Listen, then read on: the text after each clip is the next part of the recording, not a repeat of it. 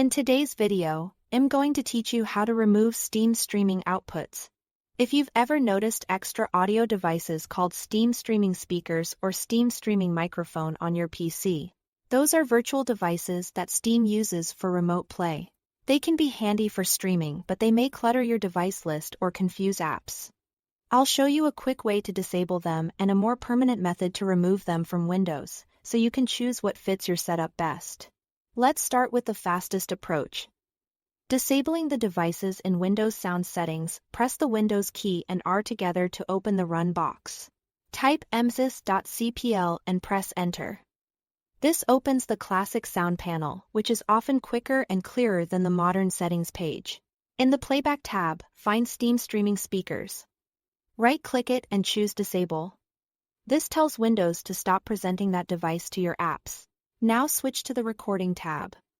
Right-click Steam Streaming Microphone and choose Disable as well. This method is simple and completely reversible. If you ever want them back, return to the same tabs, right-click the device, and choose Enable. If you don't see the devices listed, they may already be disabled or removed and you can move on. If you want a more permanent cleanup, use Device Manager to uninstall the drivers.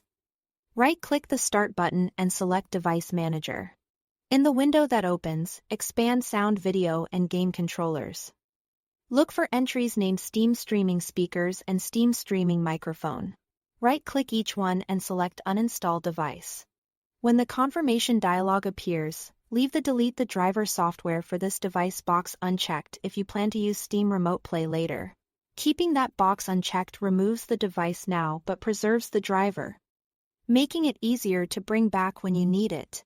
After you confirm, the virtual devices should disappear from your system immediately, if Windows or Steam reinstalls them in the future. Because you use Remote Play again, you can repeat these steps as needed. That's all there is to it. Thanks for watching.